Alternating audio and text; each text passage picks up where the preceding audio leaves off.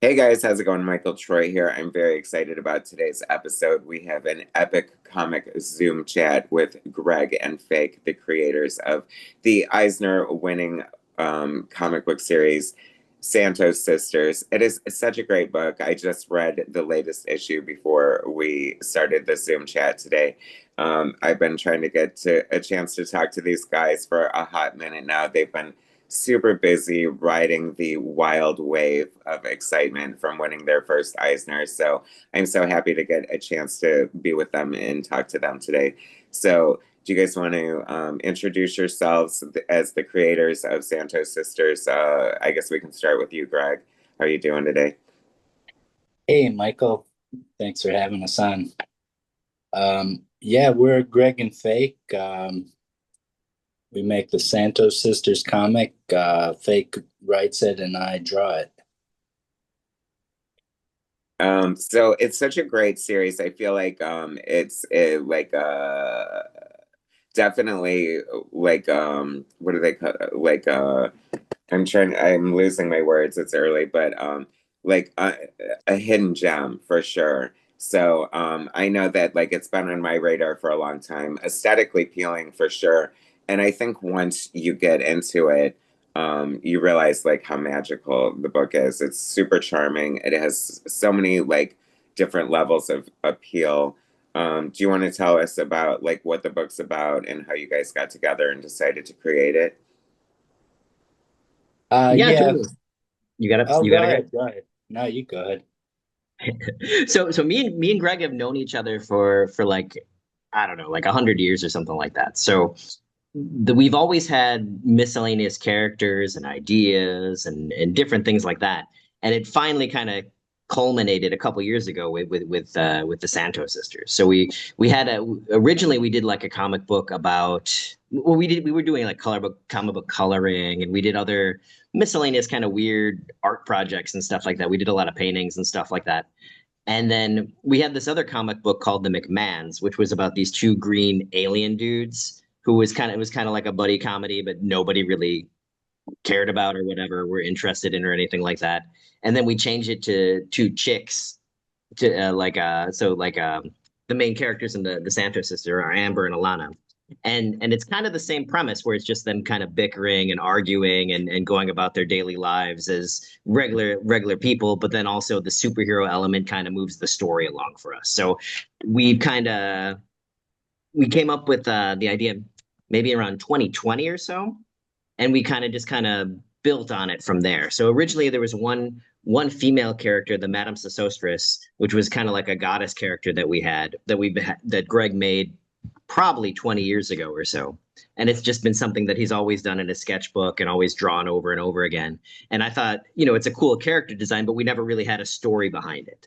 So we were able to I was able to kind of take those other two characters that we had and kind of morph them into like the Amber and Alana, and then we kind of connected them with the Madame Sosostris character as like the fairy godmother type character, and we kind of morphed that into the beginnings of the Santos sisters. So that's the weird kind of big origin of everything.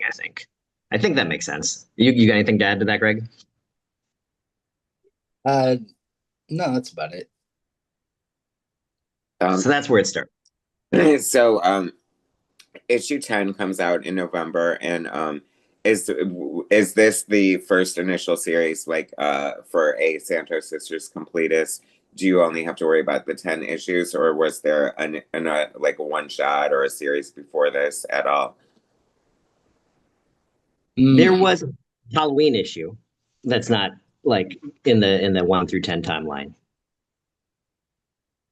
Yeah, it's funny because I said it's like a hidden gem, and it's kind of true because I guess like if you seek out books like you or yours, you can get it. But I was so happy to see for the first time it available out in the wild at Golden Apple here in Los Angeles. So that was when I got my first physical copy, and I really enjoyed it. Aesthetically, undeniably, like you cannot like if you handed it to somebody, I think they would see the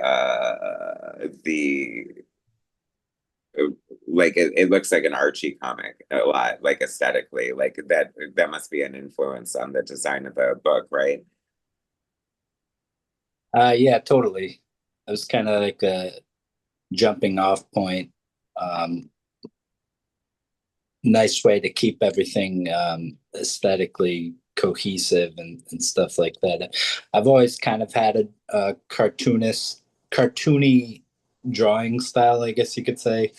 Like most of my influences came from like Looney Tunes and Disney and stuff like that.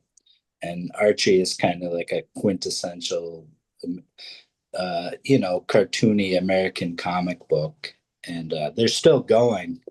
Um, Originally, I kind of trained myself to draw that. It was sort of a natural fit.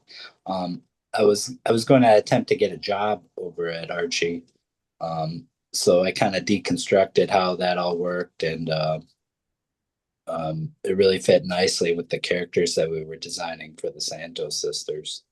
Um, yeah, and it just kind of worked and clicked and Yeah, we got enough. We just got enough people that were into the first issue to keep us motivated to make more. So we just kind of lucked out, I guess. yeah, pretty much. So it's I guess it is a little not hard to describe, but it feels like a superhero book, but then it feels like when I was reading it, I guess if you had to use hype or sound bites or whatever, it's sort of like Archie if it were done by the Hernandez brothers in a way. Like if I had to describe it to somebody who didn't know, um, because it's a superhero book, it does seem a lot like Archie, but I feel like the real meat and potatoes is like the relationship between the sisters, or like the slice of life aspect to it. Like no spoilers, but it's interesting that I'm watching the news this morning and they're talking about how they've minted the last penny. And then one of the stories is about this coin collector. So I thought that was funny. Is that just like your own interest, like flowing into the book, or like I just thought it was like like I would have never expected a story like that, and I just found it so wildly entertaining and oddly timely for given the news of today. So, what kind of inspires like the stories you tell or whatever? Because, um, like I said, it is very slice of life, and I think that's like the most appealing part to me. Like, I love the aesthetics, I love their costumes. Like, clearly they have character or superpowers, but I don't think that's like the huge main part of the book. Am I wrong? No, you're totally right. The superhero aspect is definitely secondary, like to the storylines. It's basically the superhero part moves the story along, but it's not the story. Like you said, it all pretty much there's no story that's based on just like them fighting something. Like that might be part of the story, but that's not the where the like you said, where the jokes are, where the main plot of the story is. It's always, them, whether they're fighting or they're one of the boyfriends is doing something, or it's exactly that. It's just there just because. But yeah, it's mostly like you like it's like if like Seinfeld was like kind of like a like thought crime on the side, as opposed to being like a stand-up comic or something like that. Yeah, that's an interesting analogy, I guess, because, Seinfeld is famously the show about nothing. And I wouldn't say this book is about nothing, but, like there's a scene where they sit there and talk about, finding a new foundation for their makeup. And I'm like, this shouldn't be as entertaining as it is, but it just is. I love it. So, how do you guys plan like the issues, or like what's the creative collaboration like for you guys? So I think the writing part takes place over a long period of time, because we're prolific, but we're not like overly prolific. We're not like putting out a book a month or anything like that, like the big companies. So like, when we only do a couple per year, I've got a bunch of storylines, on a bulletin board, and I kind of just piece things together as I go. So like I'll have a whole bunch of like 20 ideas, and sometimes those 20 ideas will be separate stories, and sometimes three of them will merge into one story, and so forth. It's just kind of like I'll literally like think about stuff for like a year, trying to put things together to like make it into like one, functional 5 or 6 page story or something like that. And then so I'll write everything, and like everything's pretty much scripted out. So I'll give Greg a script, and it'll be like pretty much panel per panel. And we work in kind of we've got a good method because we stick to that 6 panel grid.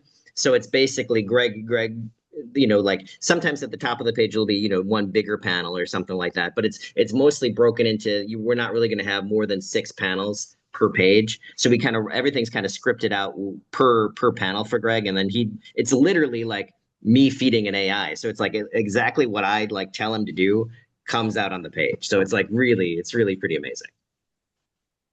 And I don't know, there's a joke there, but that is funny. Um, so what is their origin? Like, what are their powers? Like, how did they get their powers? And like, what is that aspect of the story? Well, the origin we kept pretty simple on the back of or on the inside of the first issue is one day they were combing the beach and they discovered a pair of beautiful medallions, and then what happened next changed their lives forever. So that's the origin, and their powers are pretty much kind of nondescript. It's kind of like they've got like the guns and the swords that just kind of appear out of nowhere. They can kind of, and I don't think that's, and like you said, that's part of the charm, where it's not overly important what their powers can do and can't do. That's they're capped somewhere, but we don't really have. It's not like we don't have like super set rules for anything like that. Like, it's incidental. Was there any like meaning or symbolism behind, like, I like the fact that they have these weird, like, sort of like faceless masks that match each other, and like long dark hair, but other than that they have different costumes and stuff. So was there, what kind of thought went into the design of their aesthetic? Well, the mask, like Fake was saying earlier, that came from the Madame Tussauds character, who was just a figure in my sketchbooks for a long time. Um, and Yeah, I guess the mask, it's just mysterious, and have being as plain as it is makes it even more mysterious, I guess. Um, I mean, it's basically Vega from Street Fighter 2 is what it is. But as far as having like different different costumes for the girls, it's just like I guess to reflect their different personalities or whatever.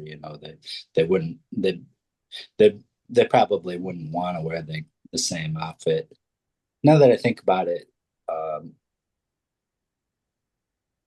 they should probably be a different outfit every time, but to be a little more realistic. But we gotta keep it cohesive, I guess. Well, Keep it brand, on brand. and you don't want to drive yourself crazy either. No. So I one of the huge draws of the book obviously is the relationship between the sisters. Like, their banter just makes me laugh out loud. Like, I just feel like I either know these girls or want to know these girls. So are they based on real people, or just like, I feel like you must have sisters to like write these women so well, or like write their relationships so entertaining and authentic. Yeah, well, I think parts of them, I'm married, I've got a kid and stuff like that. I got a daughter and stuff like that. So, I mean, I can definitely pull from those type of situations. So I know how to, like, that works. But I think parts of them too are actually pulled from just the way we are and stuff like that. Like little parts of, and it's not every aspect of who we are, but like there's little parts in certain characters that that I'll pull from Greg's personality or my personality, or just the people that we're around on a daily basis. And you can kind of feel. When you're writing anything like this, it's like writing a sitcom. So like you kind of have like how the basic structure of how the character is going to work, like how they would react, and then putting them in a situation, and then figuring out how they're going to react. So like, when you take Joey from Friends and it's Christmas time and his car doesn't work, like what would he say in that type of situation? So it's just kind of being able to take your characters and move them around from different spots to spots and kind of know how they're going to, kind of react and talk like that. But the way their personalities are based, I definitely pull every story that's in these books is a legit real story. So there's nothing made up whatsoever. So You just if pull that it. makes sense. No, I mean, it feels like I said, it feels just super authentic. So it definitely does have.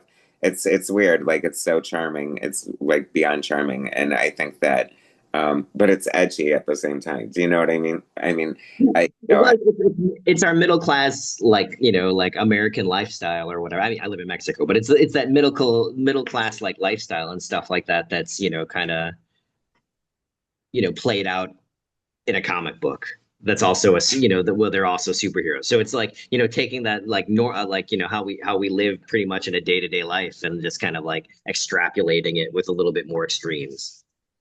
Yeah, it's funny because for a brief period when I was younger, my we lived in Las Vegas, and we were as kids we were like so blown away by them having slot machines in 7-Eleven. So I really enjoyed the gas station story with the sister gambling at the at the coin operated machines. I don't know. I like it too because like in a way it does feel a little archy in that like once you introduce these concepts like coin collecting and gambling or whatever, it almost feels educational too. I feel like I'm like getting an education at the same time, so I appreciate that aspect of it as well. It's just such a great book. It, you said you got good feedback. Did you plan to do a monthly, or did you just do one issue and decide to see where it goes? You said you got good feedback and decided to keep going. How has the journey been publishing? Well, it's been good. We self-publish, but we're distributed through Floating World. So we pay for our books and do all that kind of work on our own. But then like I said, we're distributed them through Floating World. So we're that gets us into all the comic shops and so forth. And that way we can keep our own schedule. So if we wanted to put out 3 books a year, we can put out 3 books a year. If we wanted to do more or less, it's just the affordability aspect because when you're doing when you're putting out just 3 books a year, you're always waiting on that money to come in because like you put out a book that comes out in March and you're not getting paid for months down the line and stuff like that. So it's a little bit complicated just to put out more on a regular basis just because we don't have that capital buildup or anything like that. But it does help like with we've been collected. The hardcover came out with Fantagraphics in March, and I think we hit a little bit of a bump there with sales growth and stuff like that when we got expanded our audience through the collection coming out. And then we've got the issues 5 through 10 will be collected next year, so we'll have another collection coming out next year as well. And the road to Eisner, how did that come about? How like was that unexpected? Or I mean, I guess in a way it would have to be, but uh, how did that feel, and how has it changed the Santos sisters since you guys won the coveted, arguably, the Oscar of the comic book world? Congratulations. Thank you. Thank you. I don't think it's changed too much, to be honest, but at least not the way we go about doing anything. I think a lot of it played into the fact that we were, we really try to put ourselves out there. So like every time we have a new issue come out, we try to go to different comic book shops, and we try to like when the hardcover came out, we did a nice tour. So we toured all the way from Seattle down the coast to California, over to Arizona, to Vegas, back to California. And I think that played a lot of like a big part in, like drumming up some excitement for the book and getting people to notice it and things like that. Because when they see that you're willing to like, take the risk and go out there and like, like put yourself out there and stuff like that. I think that, especially when you're I guess it would vary depending on the product, but like, you get a little bit more notice when you're trying to put yourself out there like that. So I don't know. Um, I don't know why, but like I just feel like I was one of my questions for you was like who do you think your audience is? But I know it's definitely me. I love the bright colors of the like just from cover to cover. Like there's just like I said, there's something for everybody. It's funny. It's aesthetically appealing. You randomly put the quote "unburdened by what has come before" or whatever, unburdened by whatever. I can't even say that stupid quote, but I'm so dropping the ball by not saying it. Unburdened by what has been done before or whatever, just randomly on the cover. And I'm just like, these guys are hilarious. I love that, like, for no reason to be on the cover. And just like certain things just stand out to me throughout the book. So, I mean, I feel like, you know, like to be called the best monthly series, like you deserve it. So, I mean, I just think it's surprising, but also like familiar. You know what I mean? Like Well, I think you're probably our target demographic because you're right around. I'm guessing you're right around the same age as we are and stuff yeah. like that. You'll get like the jokes that we're making and stuff like that for the most part, and you're able to kind of pull from the same back catalog of information that we have and stuff like that. So you're right. You should be the one who gets it. So that's very we appreciate Gen- More Gen X, I guess. Yeah. Yeah, I it. can tell that, you guys grew up reading the same comic books that I pretty much did. So, um, but that said, you don't have to be an old fart like me to appreciate it. Yeah, we try to keep it hip. Like it feels very well written for women too? Do you feel like you have a, do you, have you heard from your female audience? Do they appreciate it? Like, has that been a thing at all? We don't hear a lot back from anybody, but like we do have, I do know that we have some the female readers that we have. No one's ever kind of mentioned anything one way or another. I don't really write to a certain demographic or write to like a certain type of person, and I think if like I'm trying to figure out how to phrase this. So I like when I'm writing or when we're taking in anybody in like any character into play, like I try to write as the character as opposed to like me writing the character. Like Hmm. I'm trying to put myself into that character's shoes. Like, if like I'm a certain character, I wouldn't go and like, just like some books like over introduce people or give you too much information or things like that. I kind of just like to put that character into play and like, kind of set like the parameters of that character and then how they would act as opposed to just telling the reader, like something. I don't know if that makes sense or not. Like I try to like just put the piece the piece on the game board and then just kind of make it work as opposed to like, you know, I don't know if that makes sense or not. No, it does because actually it shows your skill as a writer because when I was reading it, um and this is a compliment, a part of me thought this could potentially possibly be written by a gay man. Like because the humor and just like the banter of the sisters or whatever kind of gave that. So you definitely have a great ability to put on like to be in character whoever you're writing, like the stupid boyfriend who enters the food eating contest and spoilers doesn't win, like but I just like everyone is so like their characters. So like I think that's definitely appeal to the book too. Like it feels like several different points of view, you know what I mean? Like you capture so many different characters so well, just like they, like I made reference to the Hernandez brothers. So I feel like that's like kind of the appeal of their books as well, is that the random woman in the gas station is just as fascinating as one of the lead characters. You know what I mean? So how did the Eisner come about? You said you. I know it's kind of different. I feel like you have to kind of actively campaign for it in a way, or at least submit it for yourself, right? So if you want the inside baseball on that, I guess are we allowed to say, Greg?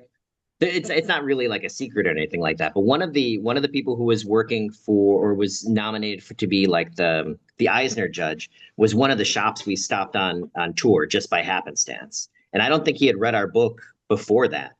But he got, since we were coming to their location and stuff like that. I guess he read our book ahead of time and stuff like that. And liked it and so forth. So, and then when we showed up, it was one of the it was the store in Oakland. So like we did a night we had a when we showed up, we were also signing with like Josh and Simon and stuff like that. So there was a decent crowd and stuff like that. And I'm assuming that maybe helped him like think that like, oh wow, this book's pretty good or something like that. So I think we got some help there.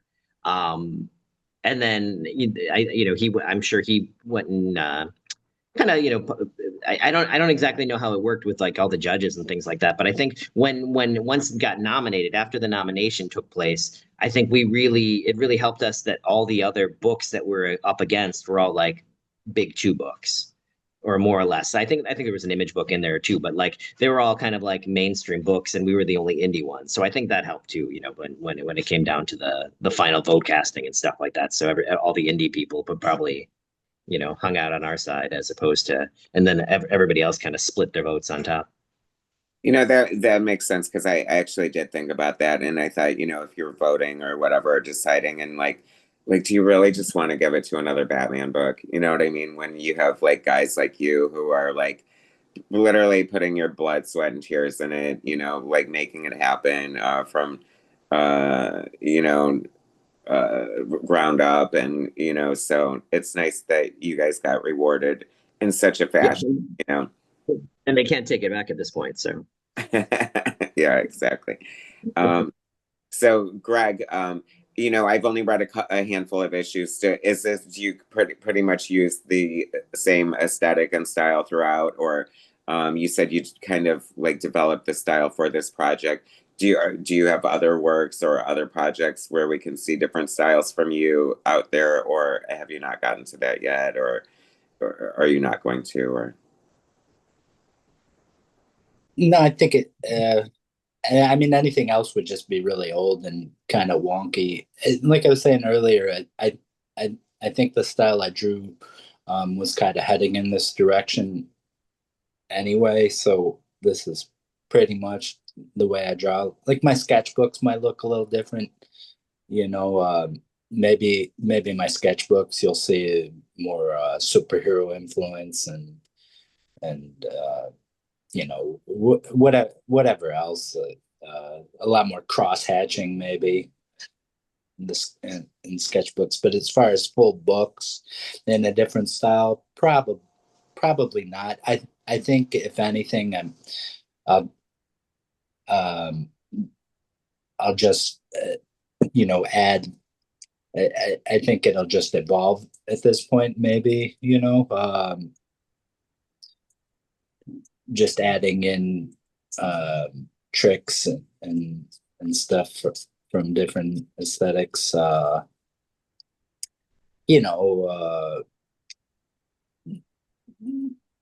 just what am I trying to say? Like, the whole idea is learning from masters from beforehand. So like I'm always studying old books and stuff, and anything that I can try to learn and implement into the book without you know looking out of place. I'll kind of try to implement that.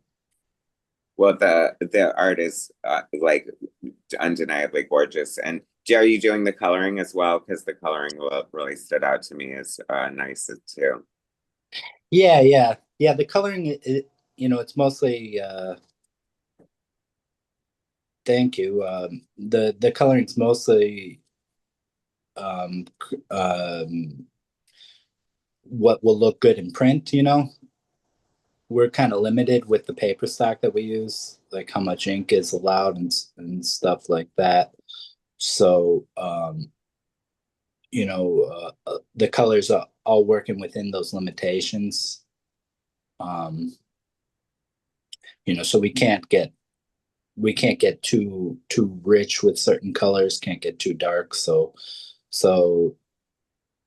if you look at the first issue, for instance, I remember one person made a comment that it was quite garish, and I would tend to agree because the printer told me like the limitations on the ink, so I was using a lot of like just primary colors and and stuff like that. But I've gotten pretty good at mixing colors. It's all done on Photoshop and etc. Um, and it's much easier to color a comic book than it was back in the 80s and 70s and beyond and stuff like that. Um, you don't have to worry about color separations, etc.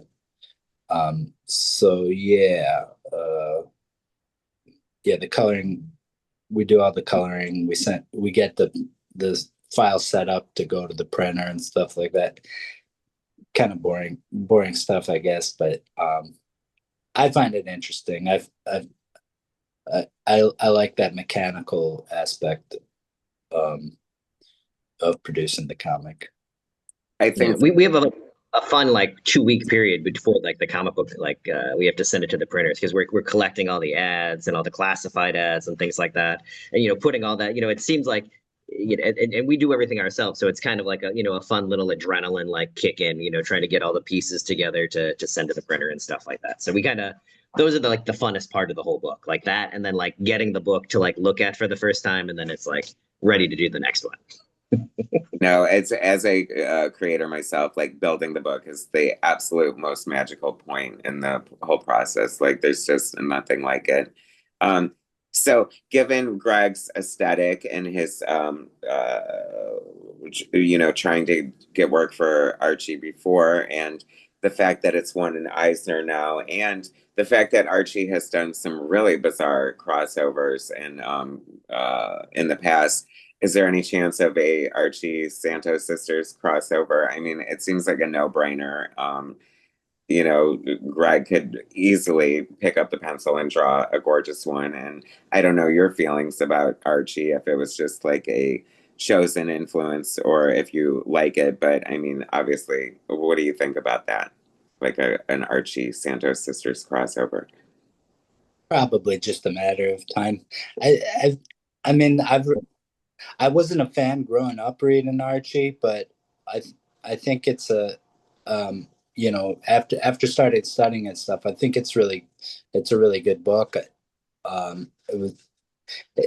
It was always like an interesting look into the lives of American teenagers, like caricaturized or whatever and simplified, but you got all the archetypes, all the characters, everyone fit neatly. Uh, you know, and yeah, I mean, and our characters are kind of the same way. They're kind of simplified and brought down to, like Fake was saying earlier, you got a basic understanding of the character and what they would do in any situation or whatever. So like the Santos sisters meeting the Archie gang, like I can immediately see that happening. Um, like how Ambar and Alana would react to meeting them and stuff like that. Why would they even be talking to them in the first place? A group of teenagers with these young women. What are they going to get into? It'd be interesting.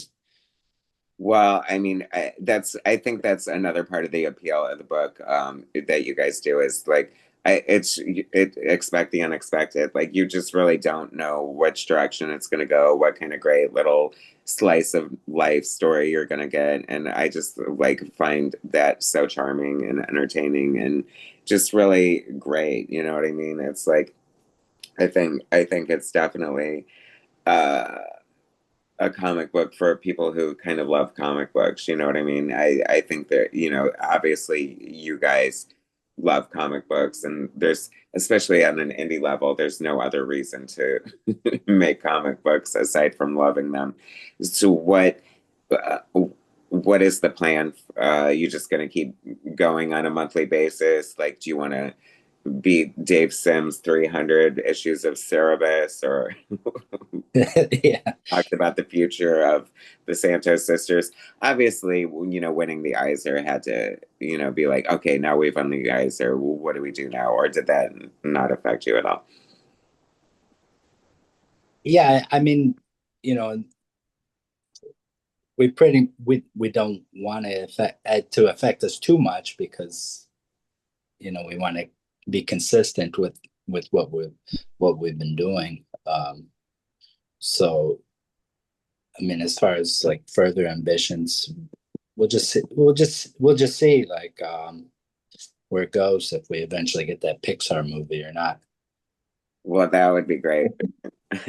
Now, but it's definitely helped with sales, or at least getting attention to the book. I'm sure how can it not, right?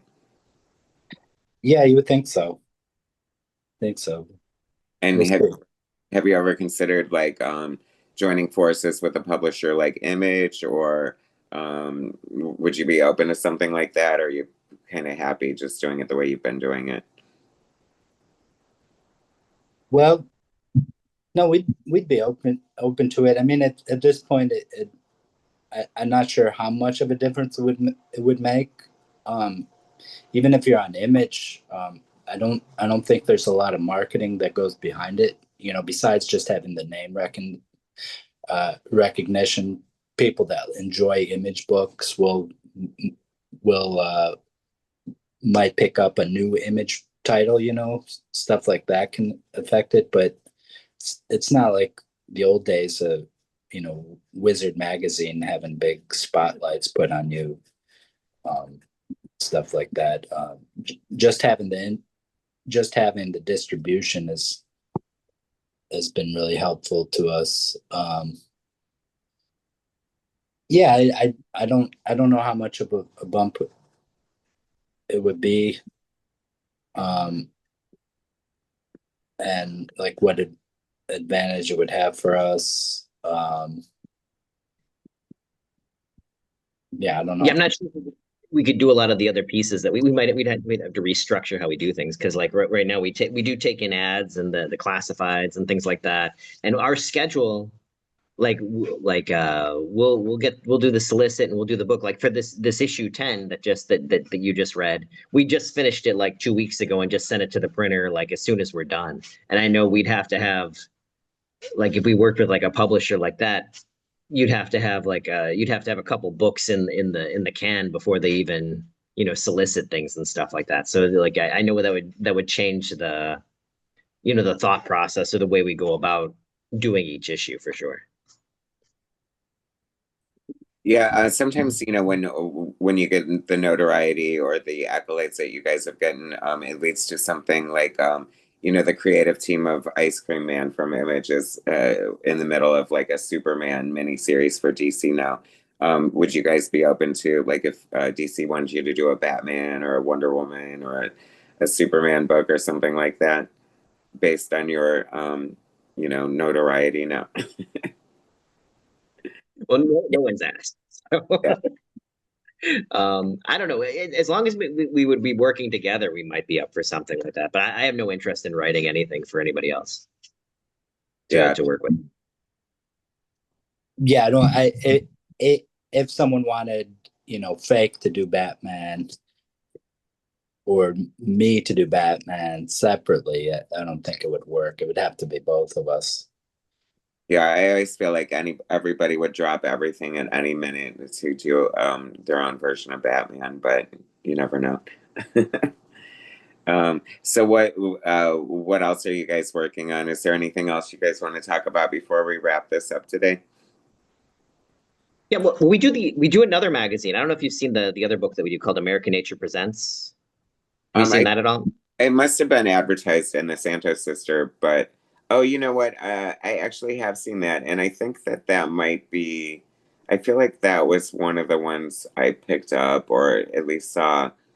So that's completely different from the Santos Sisters. Correct. So this is kind of like a comic magazine. So there's we've got a couple different people to do comics. We did a little comic in it, but then there's also interviews with creators and stories and other miscellaneous stuff and review. Like we do comic, like our buddy Mark does a bunch of like comic book reviews and things like that. So this is kind of our version of like wizard magazine. So it's like we're kind of like filling the gap between like indie comics and mainstream comics. So it's kind of like it's kind of a good read for that. Plus there's other miscellaneous articles that really don't have to anything to do with comics. It's just kind of an interesting read. So this last issue that we did, it was like 56 pages. There's an interview with Pharrell. His every issue has like it'll have the Santos sisters on the cover and then somebody else's character. So there's Robot Todd on this cover. We had Axe Wielder John on issue 2. Tedward was on issue 1. So we're trying to kind of fun ways just to incorporate like, promote our books, but then also promote the rest of people like who are doing like indie books and stuff like that, giving them a way to like promote their products and talk to different creators and things like that, and kind of like our way of supporting the scene. Yeah, well, that's cool. How often does that come out, or how many issues is that had? This is the third issue just came out, so we did 2 issues this year. So I think we're going to be trying to do like 2 issues for next year as well. So we've got one slated for like springtime and then one slated for the fall right now for next year. Well, I guess between that and the Santos sisters, you keep yourselves pretty busy, huh? We're trying. We're trying. It's fun. It's fun to have like a hobby that keeps you busy. Are there any, what are your favorite comics right now? Are there any comics being put out right now? I mean, I know a lot of people don't have time to read comics when they're making them, but is there anything particularly exciting on your pull list right now that gets you excited and motivated to keep making comic books? Uh, we got the Jungle out from Uncivilized Books by Tom Neely and Keenan Marshall Keller. That one's really good. It's like a continuation of their humans book that was out with Image 10 years ago, something like that. Yeah. It's a really beautiful book, magazine format. The artwork's amazing. That one's really good. Yeah, other than that, it's mostly just like old comic books from the dollar bins and stuff like that, still picking up Flaming Carrots and Gru and stuff. I know it's funny. I feel like music and comics are kind of similar in that the older stuff is definitely the stuff people continue to go to for inspiration and nostalgia and whatever. Well, it was Yeah. it, Sorry, like you were saying before, like the comic industry's changed a lot. It's all driven by driven by passion at this point. yeah, for sure. It doesn't exist without passion, I guess, does it? No, there's not it's not economically viable. You could Well, as I had mentioned, I think that availability was probably a roadblock for me. Like, I think I would have scooped it up a lot sooner had I seen it more readily available. So, how do people find your book or get your book if their comic shop isn't necessarily carrying it? But they can get them. They could ask for it by name. Get it on the pull list. Yeah, word of mouth helps a lot.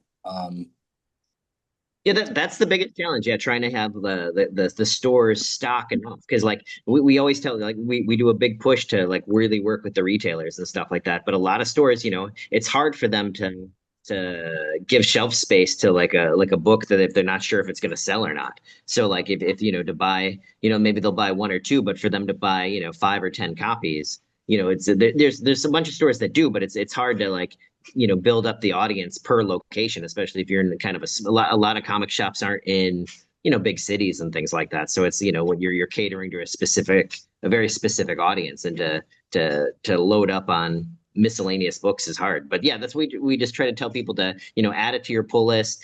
Try to convince your shops to order 1 or 2 extra copies for this for the shelf and stuff like that, because I think that helps too. Because when that's how I would always discover books. Just kind of like you'd walk into the comic book shop and just stare at all the different books and kind of like flip through things, and if it's not there, you can't flip through it. So that's the goal, just to get them get as many as we can onto the shelves. Well, I think you guys have an amazing book, obviously. I'm so honored that you took time to talk to me today, and get the word out about the Santos sisters. The 10th issue comes out in November, so there's still time to ask your December, December 10th. December 10th, I'm sorry. So it comes out in December. So there's even more time to nag your retailer and tell them to get that Santos Sisters. I just read it. I think it's super accessible. Like I said, that was another thing that I could, made me think that maybe you guys had grown up on the same books, or at least the book fit in with the books that I like, is because even though coming in at issue 10, um, you don't need like a ton of background information, or it helps to know, or whatever, who these people are, but the book was just so enjoyable in and of itself that you could really just read that issue and be fine, you know what I mean? So I think that there's a level of accessibility to your book that is really great for new readers to just take a chance on. So I encourage them to do so. I encourage you guys to keep on keeping on with the great stuff that you're doing. That's so amazing that you were recognized with your Eisner. So I look forward to American Nature. That looks pretty cool. So I definitely will be checking that out, and I will continue to pick up and read the Santos sisters, because I'm kind of dying to see where it goes. You know what I mean? I don't know if the stories are going to take off from where they left off, but they were just so much fun. Um, Thanks for talking to me, guys. Make sure that you all check out. I'll put links in the description to. Can you order the book direct to consumer, or do you pretty much just from the stores? Yeah, the best way to we tell people to go to your local comic shop and have them order it for you just to support the stores. But Yeah. if need be, if you're in a weird spot, like the hardcover, you can get off Amazon or you can order directly from Fantagraphics. You can order the single issues straight from Floating World. But like I said, the main thing we try to promote people to do is, go to your local shop, support that business, add the books to your pull list. So like whenever a new issue comes out, it's automatically ordered for you. So that's a real nice service that most comic shops have that a lot of people don't take advantage of. So that way you're not going to miss the issue, or you're not going to miss like this next issue, issue 10, and we have the regular cover, and there's like also like a thank you variant. So it's available through Floating World or stores that ordered enough copies. So like that'll be something, if you'd want to make sure you were, had that, we're going to be able to get that, that'd be something you'd order ahead of time and stuff like that. Well, sounds good. All right, you guys. So everyone knows how to get a copy of their book if they want it. I highly encourage you check it out. Great art, great stories, just fun characters. Thanks for your time today, guys, and I wish you much luck and success in the future. Cool, man. Thank No, you very thanks. much. All right, You're welcome. thanks for watching. Subscribe to my channel if you haven't already. Hit that like button, and I will bring you more soon.